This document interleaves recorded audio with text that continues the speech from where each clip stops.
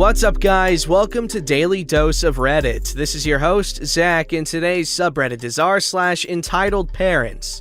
This story's called, Entitled Mother Wants Free Food Cause She Can't Dine In. So to start out with a bit of background, I work at a restaurant, and with coronavirus issue and quarantines, most public places have been closing down, including restaurants, unless it's for carryout. This was just the other day, so it's still pretty fresh, and as the title says, I'm sure you can figure out what happened, so let's get on to the cast. Here's the cast. Entitled Karen. Entitled Kid 1, about 7 or 8. Entitled Kid 2, about 5 or 6. I'm not the best with age. OP, me, 23-year-old male with anxiety, and I get panic attacks occasionally. Manager, my awesome manager. Now to the story. I was working the night shift yesterday at the front, waiting for the next to-go order, when a car pulled in and parked before a mother and her 2 kids got out. And she had every Karen aspect, hair and all. They came in, entitled mother almost dragging the kids in, and I thought, okay, to-go order shouldn't have an issue. Was I wrong? Mommy, I'm hungry. Yes, it was really said like that. Me too. Can we sit by the fire? We also have a patio area with a fire pit that people like eating at and can bring their dogs to eat with them. Okay, honey. She turns to me. Can we sit at that table and can you turn on the fire for us? A little confused. I'm sorry? The table for 3 by the fire? Geez, some people. I'm sorry, but we're closed for dine-in. We're only taking to-go orders. Would you like to see a menu? What? Fine. She pretty much snatched the menus from my hands. She took some time looking it over while her kids were complaining and yelling what they wanted. I got them some kid menus and crayons to calm them down a bit and keep them from running around the restaurant. The entitled mother then let me know what she wanted to get, and I put in the order. Then came back and said, that will be $42.38. Entitled mother in one of those classic high-pitched Karen whines. What? No. You have been so rude and won't let us eat here. We are not paying. You will give us our food for free. I'm sorry that you weren't able to dine in, but that is not our fault. You do have to pay what you ordered, or you can leave and have nothing. The entitled mother just went ballistic and had a tantrum that was probably bigger than any of her kids have had before. Good job being a role model. You'll have to excuse me for a second so I can get my manager. You can talk with her about your complaint while I get your food. She cut me off. How dare you little piece of sushi! How dare you be so rude? You kids need to learn to respect your elders. I'll make sure you are fired for being a freaking I started to get the feeling I get when I have a panic attack coming on, so I just ignored the entitled mother and called the office phone on the one we have at the front desk, and my manager said before I could say anything was, I'm on my way. She is a hero and already knows my anxiety, and whenever I have it acting up at work, she lets me step outside for a bit to calm down and have a smoke. I know it's bad for me. After getting to the front, manager says, Okay, OP, go take a break. Hi, I'm manager. I'm the manager on today. How can I help you? Yes, I want that employee fired. He has been very rude to me this whole time and... At this point, I was far enough away I couldn't make anything out, but I still hear her from the back. I step outside and sat down because I tend to lose my balance when I have an attack. I calmed down for a bit and had some water and a smoke, and when I was feeling better, I went back inside. At that point, the entitled mother and her kids left. I was told the rest from my manager. Apparently, the entitled mother said I refused to seat them, was impatient while she decided what to get, and that I was, insert a homophobic slur, and pervert trying to hit on her sons. My manager had none of her Byzantine sandals and told her she was watching the cameras the whole time and none of which happened, while pointing to a camera that was above her. Pay for the food and leave, or get no food and leave. Your choice. The entitled mother just grumbled in defeat and paid, and after getting their food, left without another word, but did put 0 for the tip. Go figure. At least it wasn't an issue that required the police. After that, my manager and I laughed about it for a bit, and I got a free meal and got to go home a bit early. My manager is the best. As for all of you, I hope you are all doing okay. Make sure to be safe and wash your hands often, and let me know if you want to hear more. Might be a little while till I have a new story, but I do have some more older ones. This story's called Entitled Parents Make My Life a Living Hell. I'm a 16-year-old female. I've had some difficulties growing up, since my parents still think it's the 1900s. So when I first moved to my new house back in 2012, everything was going okay. I wasn't the social person and always kept to myself. I was sent to a private school and got bullied for years. I begged my parents to take me to public school, and in the middle of 7th grade, they did. I was free, or so I thought. My parents are hardcore Catholics, so they expect more out of me, and they are also homophobic. I'm bi. I've always kept my sexuality from them. Until in 8th grade, I came out. They were not happy. They made comments about how I want to screw girls and dudes, saying how disgusting it is. They would call me gay from time to time. This was affecting my mental health a lot. I have had depression for years, and right now, it's been taking a giant toll on my body. It all started when I started seeing these things. Human-like creatures that would stay by my side. They showed up here and there, but as my mental health started getting worse and worse, I started seeing them almost every single day. I was bullied to the point of depression in my youth. I would snap at people and yell, which I didn't want to do, but it just happened. My freshman year of high school was when my parents' entitlement was too far. They expected me to do everything, while my two brothers just sat around and doing nothing. I was 15 at the time, while my brothers were 13 and 17. My parents made my life a living hell. In February of 2019,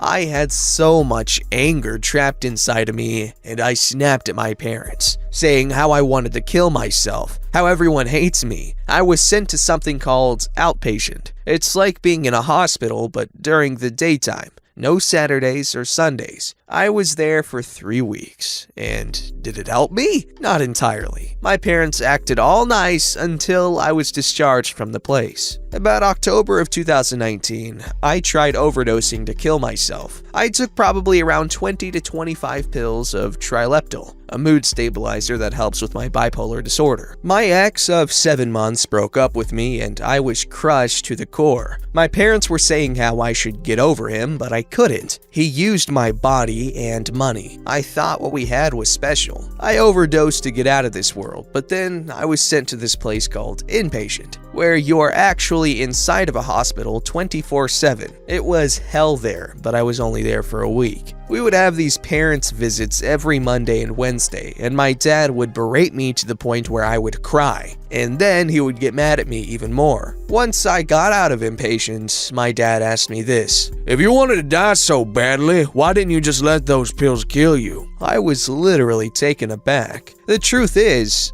I want to die, but I was too afraid that I might hurt my family and friends in the process. I kept quiet while my dad yelled at me in the car back home. Well, I convinced him to drop me off at school because there was a football game and we're performing. I'm in the marching band, and music helps me through times like these. He gave in and let me go, and once I arrived, my friends ran up to me and hugged me. My ex is also in marching band with me. I could barely look at him in the eye. My friends huddled next to me outside of the band room before the game, and I explained what happened. A few weeks go by, and I started dating my best friend. She's kinda like me, but she wasn't sent to a hospital for mental health. I kept it a secret from my parents, cause then they would start yelling at me again. Around Christmas time, I was having a mental breakdown, and I texted my friend, telling him that I felt like my family hated me and stuff. He messaged my older brother, and all hell went loose. My parents were yelling at me, they took away my phone and my laptop, banned me from social media, etc. I have my laptop right now, but I have to keep it downstairs and I can't play games on it. My dad still gets mad at me and worsens my depression. I was about to go out wearing shorts yesterday. It was like 45, 50 degrees Fahrenheit, and my dad called me an intellectually disabled individual. I still get yelled at here and there, but I decided to just be the quiet one in the house and do whatever my parents want me to do. I would be kept in my room on my laptop, probably watching some videos or playing a video game, and that would help me calm down. I would also listen to music to help with my anxiety. I still have the feeling of depression inside of me, and I started seeing Kane, the humanoid creature I mentioned above, and he comforts me a lot. Edit, I'm doing a bit better now, but I kinda shut myself out and all is going well for now. I just wanted to rant instead of bottling it up inside of me. Thank you guys for trying to support me, I really do appreciate it. Even though I'm going through this hell, I still love my parents. I don't want them to get hate, but I just wanted to get it off my chest so I don't snap. I don't plan on calling CPS or the police anytime soon. I know it's really hard to get help when you're that age and your parents are the problem, but honestly, you really should get help of some form because it's not fun to live like this, and it's not healthy if you've already tried to. Anyways, yeah, these parents are horrible people. It's not like her freaking being bi at all changes who she is, but such is life when your parents use religion to repress you. This story's called Spit on and Bit by Entitled Kid. So it never occurred to me. I never posted this old story here. It's also a good break, I promise, amid all the virus entitlement swarm. So this was back during middle school when I was very active at our local playground. Now our park/playground is moderately sized and has a playground on either side of the park with a fountain in the center dividing the areas. Now, what I'll call Playground 1 is our usual grounds for our game we call metal or monkey tag. This involves tag, but only allowing to stand on metal parts of the playground railings, bars, slides, etc. Now, Playground 2 was the same, but it had no real connection between jumps for us. While in the middle of our usual game, in comes running a group of kids who were about 6 to 8-ish, I'd guess. And on one of our jumps, we narrowly missed one of them. After we checked if he was okay, this is how it went. "Yeah, I'm okay." "Sorry about that, but is it alright if you guys use Playground 2? We don't want to accidentally hurt you guys while we're here." Friend 1 says, "We'll be done soon. Don't worry, we won't take too long." His group of friends and him seem to appear to accept this at first. As we go on jumping, the kid comes back. "Can I join you guys?" "Sorry, it's very dangerous and you could end up hurt. Besides, we're about finished here."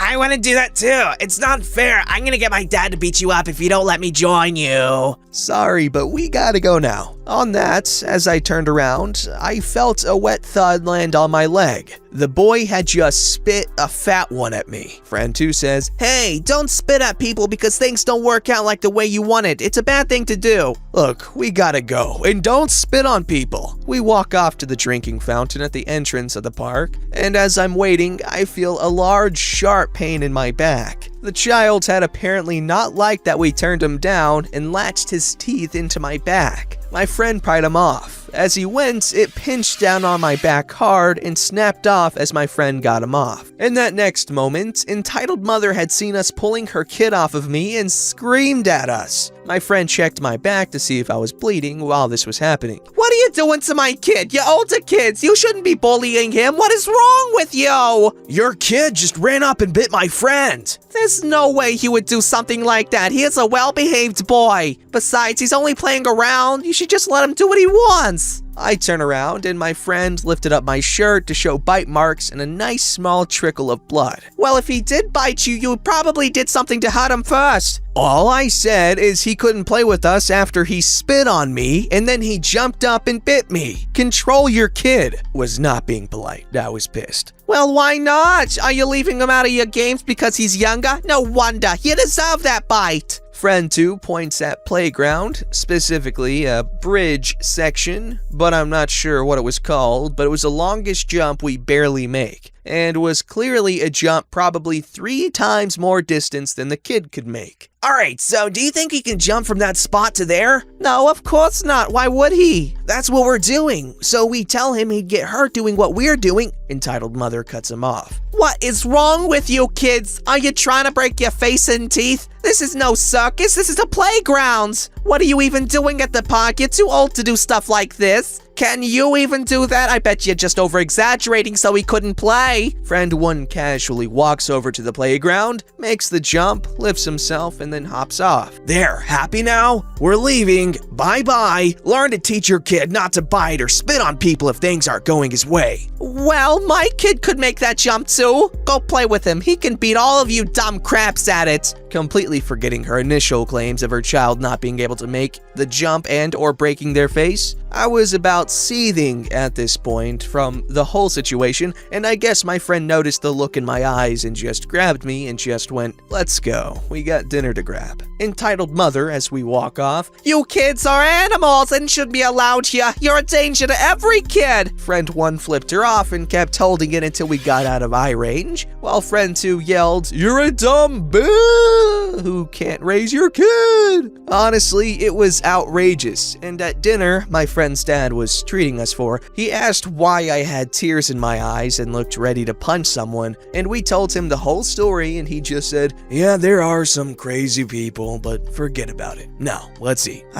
Don't you guys just love it when a parent picks their ego over their child's safety, happiness, and just general overall well-being? That's what just happened here, folks. That woman was stupid and entitled. Entitled parents. Oh, I just got the name of the sub. Don't forget to like, subscribe, and hit that bell to never miss an episode.